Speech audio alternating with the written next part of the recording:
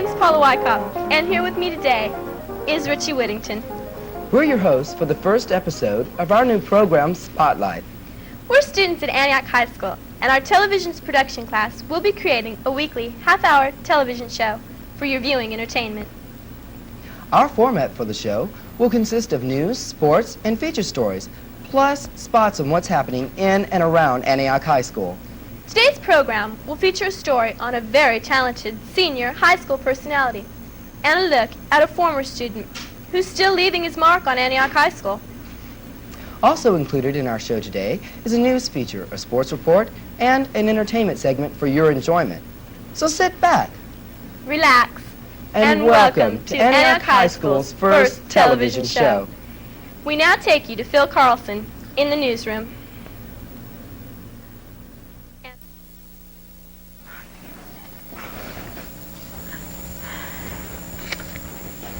Hello and welcome to our first edition of Spotlight News. I'm Phil Carlson. And I'm Tammy Grimes.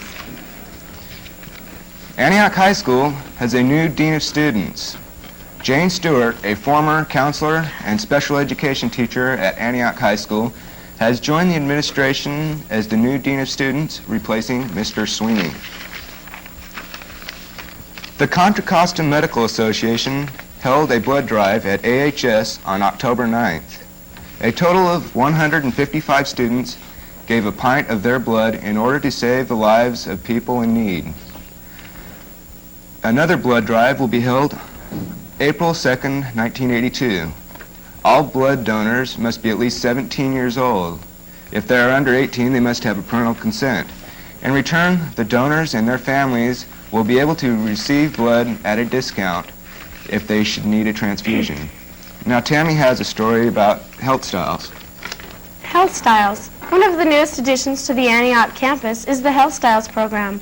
The aim of Health Styles is to promote health awareness in students by providing health and information for problem areas such as drinking, smoking, dieting, exercise, and stress.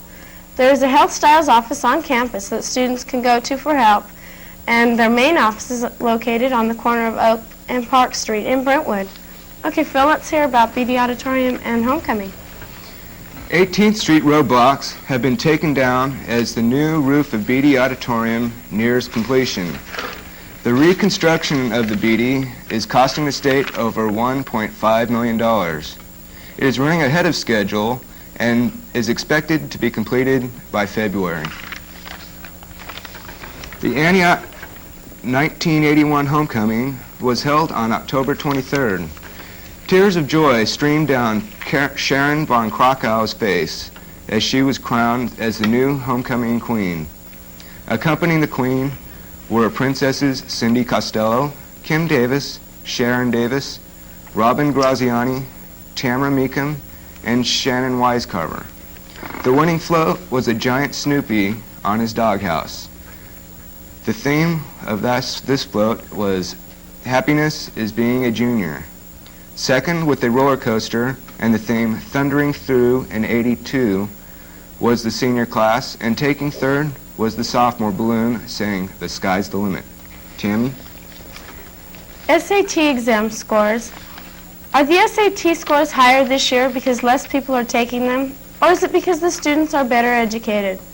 Well, there was a steep decline in the number of Liberty Union students who took the exam, from 73 in 1979 and 80 to 44 in 1980 and 81. Also, fewer Antioch seniors elected to take these exams. These scholastic aptitude tests are a requirement for admissions into a four-year college and university. A total of 107 Antioch High School students took the test last year compared to 152 in 79 and 80. In general, smaller test groups perform better. Also, local high school results fluctuate widely from year to year because of the smaller numbers tested. Academic decathlon. 4 Antioch High School students will be competing in an academic decathlon on November 19th at Miramontes High School. They include Nora Lee, Susan Stecky, Gary Nabaris, and Carlos Jarkey, and Mrs. Pat Pyle is their advisor. The participants will take 30-minute tests in areas such as English, social studies, the fine arts, math, and science. The winning team will compete in a state academic decathlon in Orange County. While they are there, they will also visit Disneyland, Knott's Berry Farm, and the Rose Bowl Parade. Hyacinth plants. Our delta is being endangered by a pretty plant. This plant is called hyacinth. These plants are causing great problems throughout the delta by making nice flat bedlands that look solid, so solid that a few young children walked on them and thinking that they would hold them up, and they fell straight through. It was pure luck that there were people nearby to rescue them. Another place these plants are causing problems is with the boats. They can get caught in the water intakes and burn up the engine. These plants also break propeller shafts by getting caught in the blades. It is estimated that there are 200 to 300 miles of infested waterways, and it will take at least $5 million a year to clear these waterways, but only half that is being allotted. Okay, Phil, let's hear about Antioch's Glass Corporation. Thank you. Antioch Glass Containers Corporation has shut down for 7 weeks, laying off 300 workers. Among other companies laying off people are the Louisiana Pacific Corporation, laying off 50 employees, and the U.S. Steel Pittsburgh Works, laying off about 1,400 employees during Thanksgiving and Christmas weeks. This concludes our first Spotlight News. I'm Phil Carlson. And I'm Tammy Grimes.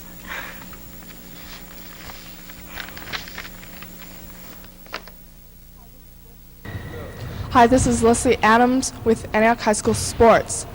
We are in here now at the Antioch High School gym. In this week's sports segment, we will have 3 exclusive interviews. The first will be with Antioch High School boys varsity basketball coach John Whitman. Then we will interview Tim Galley, the Antioch High School boys varsity football coach. And finally, we will interview the leading rusher in DVL, Joe Madrigal, who is the backbone of the boys varsity football team. We're here at Antioch High School with Coach John Whitman. Coach Whitman, what are your plans this year for basketball? I think we'll play with a lot quicker tempo than we have the last couple of years. We'll be pressing, fast breaking a little bit more, and I think that we will be relying on our man-to-man press a little bit more than we have in the past. Do you think you're better this year than you were last year? Definitely. I think we're a lot better in the guard spots. Up front, we're a little bit suspect, but I think if we hustle really hard, we'll be able to take care of that flaw that we have. Do you think you will take DVAL this year? No, not quite yet. Our goal is to make the playoffs. I think if we do that, we'll be playing up to our maximum potential. Will you be playing a lot of league this year? What do you mean? I don't understand. The games before you start DVAL. Preseason, yeah. Well, we have 14 preseason games. We're in 2 tournaments. We have 6 home games. That's basically all I can tell you. Our preseason schedule is getting tougher every year, but I think as we get better, we have to play better people each year.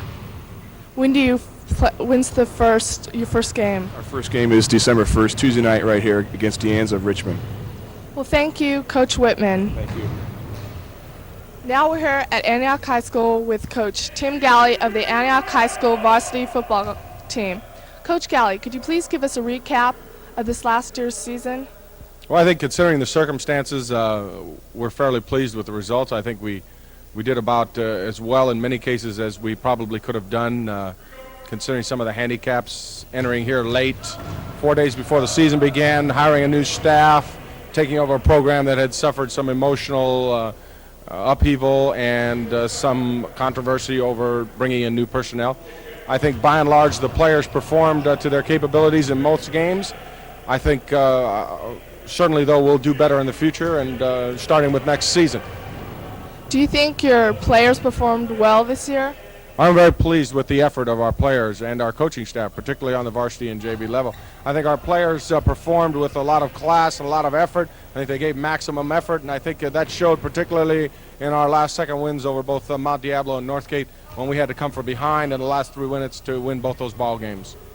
What are your plans for next year? Well, I think you'll see that we'll open up the offense a little more. We're going to run some different sets with motion and shifting. I think we'll throw the ball a great deal more. I think on the running side, we'll continue to run our option attack, and we'll see defensively we'll be a little bit more multiple up front. Well, thank you, Coach Galley at Antioch High School, the varsity football coach. Thank you. Now we're here with the leading rusher in DVAL, Joe Madrigal. Joe, how do you feel about your performance this year? I was very pleased as, a lot of things happened this year to me. I made history and, setting a record against the Mount Diablo game, and I was very happy with the team and everything. Just that, let's see, we could have had more wins, but it was kind of hard because situations we were in, it's been hard this year. Do you plan to attend football at a college after you get out of high school? Yeah, for sure. I'm going to be playing football for a long time. I'm not through. I think I'm going to go to San Diego State, or I'm not sure. It's still time. I'm looking into colleges right now. Well, thank you, Joe Madrigal, leading rusher in DVAL, who is the Antioch High School boys backbone.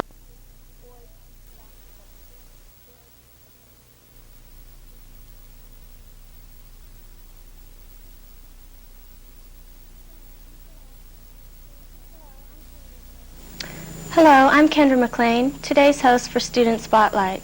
I have with me Jeff Sanders, a senior at Antioch High School, who possesses a flair for ragtime piano playing. Jeff, it's nice to have you with us. I'm glad to be here, Kendra. How long have you been playing the piano? Well, I've been playing for about 6 years now. How long have you been interested in the ragtime style? Ever since I was introduced to it, about 4 years ago. About 4 years ago. Have you had a chance to record any of your playing? Yes, I did.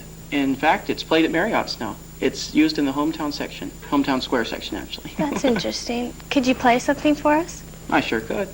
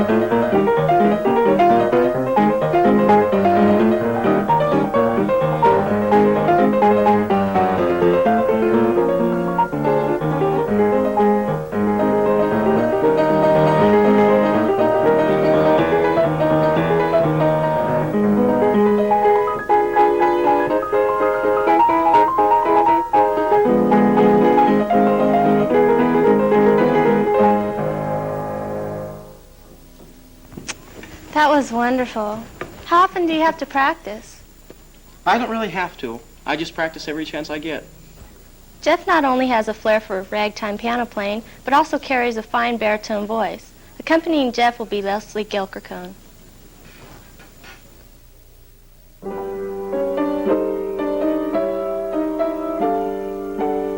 Some enchanted evening,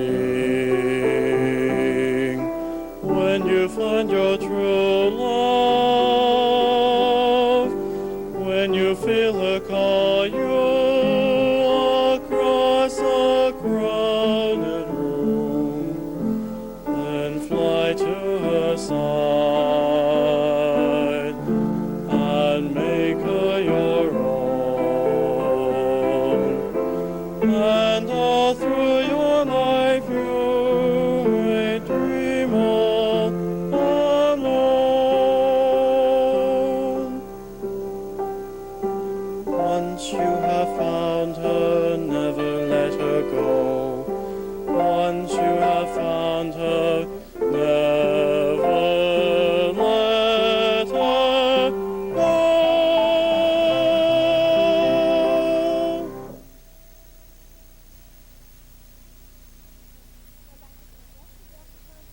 I'd like to thank Leslie Gilkercone for her assistance and Jeff Sanders. It was a real pleasure.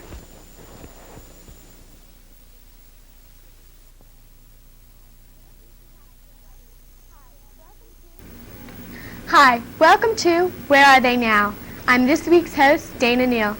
In this segment of our show, we will focus on graduates from Antioch High School and show what they are doing now. Antioch has graduates functioning in all areas of society, and in the upcoming weeks, we will feature notable graduates in our spotlight. This week's personality graduated in 1965. This is Dennis Sketch in 1965, and this is Dennis Sketch today. Welcome to our show, Mr. Getch. Thank you, Dana. Could you please describe to us what Antioch High School was like in 1965? Well, first of all, I'd say the biggest change is the number of students here now. In 1965, there were maybe only 1,000 students in Antioch High School. All the students and the faculty could all park in the lot where it is just faculty parking now. There was no library wing. There was no 100 wing. There weren't as many people on the staff, and the town was only around 20,000 instead of 48,000 like it is today. So it was much smaller. Much smaller. Okay, what were some of the major problems in 1965? The problems, I think, in 65 are about the same as they are right now. You know, there were still people, they were complaining about litter around the outside of the campus and about wanting to close the campus. There were still the same problems with people being tardy to class and maybe not working hard enough on grades. Those difficulties, I think, are going to be here all the time. Yeah. Okay, what type of music did you listen to then? Okay, music, it varied. It was everything from the Beach Boys were really big, and all the surfing stuff, all the surfing movies were out. Rock and roll was big. The Beatles were, in 65, were in their first American tour. They had appeared, I think, in 64 on Ed Sullivan or something, and they were really, they seemed to be really out of step with the way most people were. The hair was really short, and they looked like they had super long hair, which by today's standards wouldn't even be that long. Okay, were you active in sports? Yes, I played tennis, and I was a wrestler, and I played golf here for 3 years. All right. Who was your favorite teacher in 1965? I would say probably Mr. Pryor, who's still on the staff today. He was in about his 4th or 5th year of teaching. He taught sophomore Western civilization, and it was an excellent class. And he was really tough, but it was really fun, and he was good. Okay. What was the most embarrassing thing that happened to you in 1965? Well, that was my senior year, and I suppose one of the most embarrassing things was all the athletes kind of tended to hang around together like they do now, and we had a big awards assembly in the auditorium. And I was expecting to get maybe an award for wrestling or for golf, and I was really looking forward to it. Well, when my name was called, I went up for my award, and my award was for perfect attendance. And it was a little trophy about 3 inches tall. And, of course, all my friends really gave me a bad time. People stood up in the audience and cheered. It was really embarrassing. It would be embarrassing. Okay, what was your favorite memory? I think not really a specific memory. Probably the nicest thing is just the 3 years that you spend with your classmates. You know, it's not quite the same after you leave high school. Now it's been like 15 years. There are only just a few of the people that you still come in contact with. But it was, the memory is just, you know, especially like your senior year. It's a big thing. Okay. Now we would like to show Mr. Getch in his present position. Mr. Getch is the vice principal of Antioch High School. How does it feel to be an administrator of the same high school you attended? Well, you know, when I first got the job, it was a little bit strange because, you know, some of the teachers I had when I was in school are still teaching here.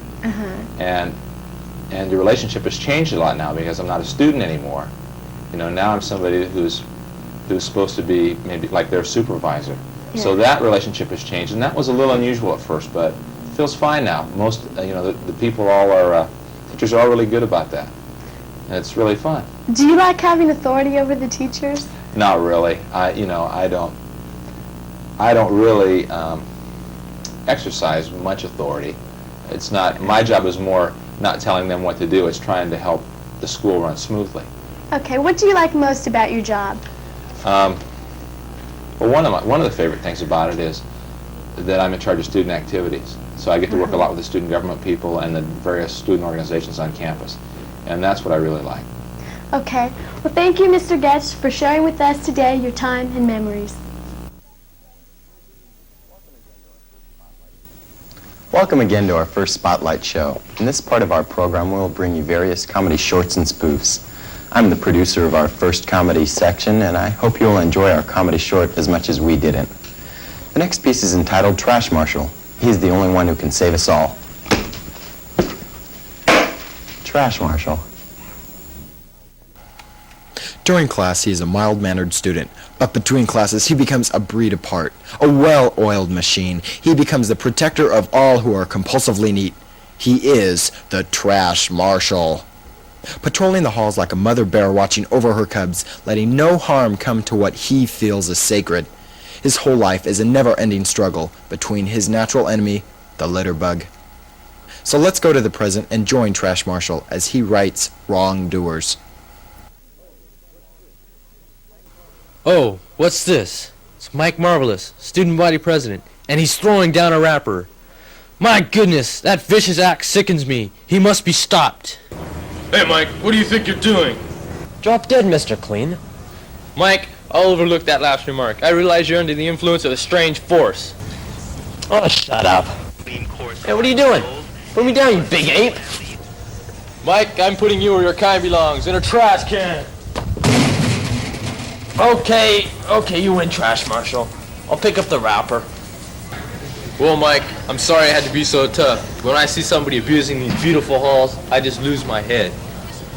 Mike, I hope you've learned your lesson. Yes, Trash Marshal, I have. I'll never litter again, so help me. Okay, Mike, you'd better run along now, or you're going to be late to class. Yes, as the Trash Marshal ends his rounds for another hour and returns to class, he reflects back on the past events. He knows he is doing right by keeping the halls free of graffiti and trash. He knows each time out the situation will get more and more exciting and adventurous. Yes, he does a job no one else would do without appreciation or thanks. He's a student with a cause. He's the Trash Marshal. Well, we hope you enjoyed today's show. Now we'd like to thank Mr. Mark Cheney, Ms. Teresa Rossi for their understanding and guidance. We'd also like to thank Linko Gazia for his cooperation and all others who helped to make this show possible. And next week, along with our regular scheduled features, we'll be taking a look at more people, places, and things. Thank you for being with us and have a nice day. And see you next week.